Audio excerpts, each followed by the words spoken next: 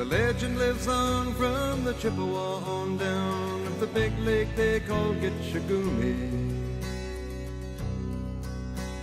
The lake, it is said, never gives up her dead when the skies of November turn gloomy.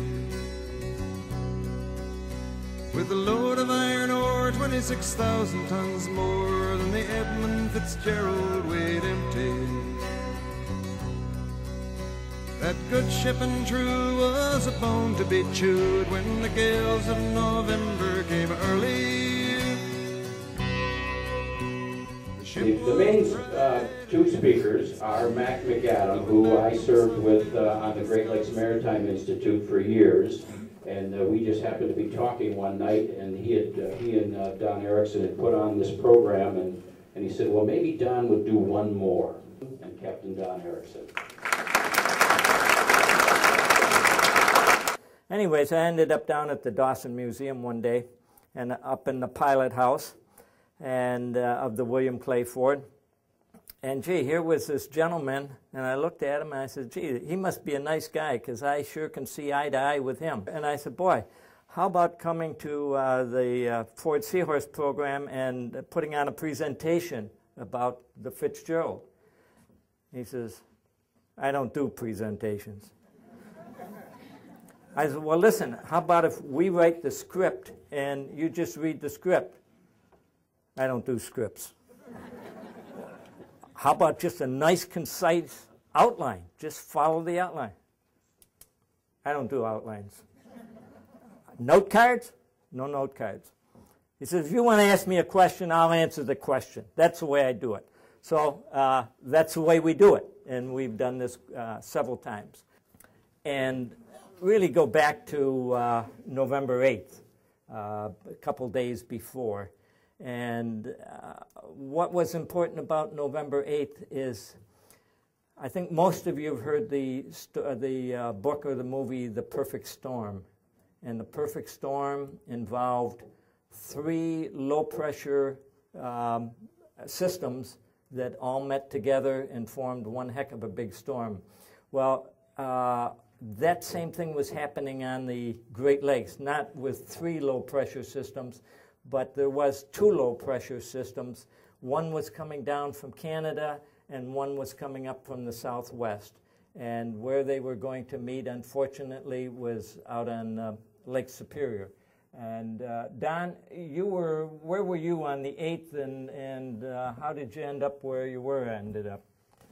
We were coming out the Rouge River, bringing pellets to Fords, and we come up Lake Huron. And we were heading up Lake Huron, and we went up into the Sioux River on the 8th and up until the 9th. Had you heard about the storm? Yeah, we heard about the storm, but we knew it was going to be a dandy. But I figured if we get up closer, we got a place we had to go. Then we were heading for Duluth, and the closer we can get it into there and stop. Before the storm comes, so we were heading for Whitefish Point there. Now, where was the Fitzgerald at this point? The Fitzgerald was coming down Lake Superior. They had come out of Superior, Wisconsin, and they were coming down Lake Superior, and they were just about to Caribou Island. Now, at 4 o'clock in the afternoon, what was the weather like? It was blowing pretty fresh. It was blown just about out of the west at that time too, like it was when we went through the locks, and it was blowing.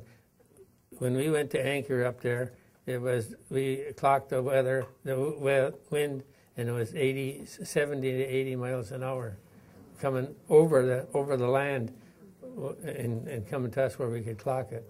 Just talking, and it started coming across the radio.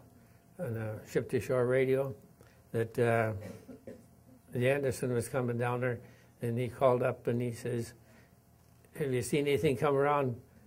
He knew I was down there because we keep track of the ships that are around any place we are out there. And Bernie Cooper and Anderson, this captain, called me up. He says, you see anything come around Whitefish, Eric? And I says, no, there's nothing coming around Whitefish. because we've been here now a little over an hour. And so he says, well, there's something wrong down there. We were following the Fitzgerald down, and we were about 10 miles behind him, maybe around 10 miles behind him. And he says, all of us, he was in a snowstorm, and all of a sudden we couldn't see him. So when the snowstorm left, he says, we still couldn't see him. So if something happened, it's not right. He's just gone.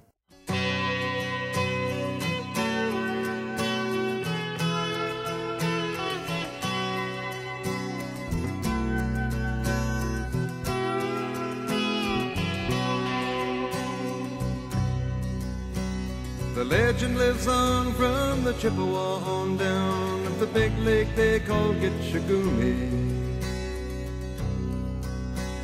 The lake, it is said, never gives up her dead when the skies of November turn gloomy.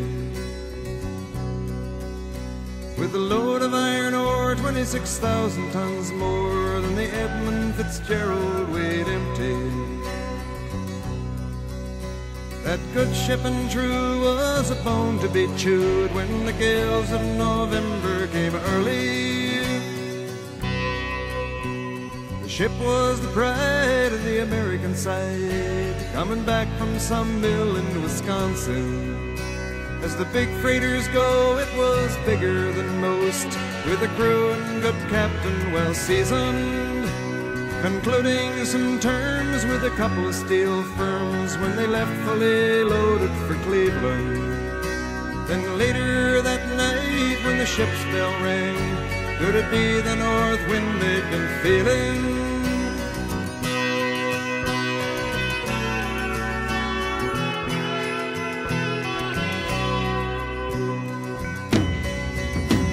The wind in the wires made a tattletale sound, and the wave broke over the railing. And every man knew, as the captain did too, 'twas the witch of November come stealing. The dawn came late and the breakfast had to wait when the gales of November came slashing. When afternoon came, it was freezing rain in the face of a hurricane west wind.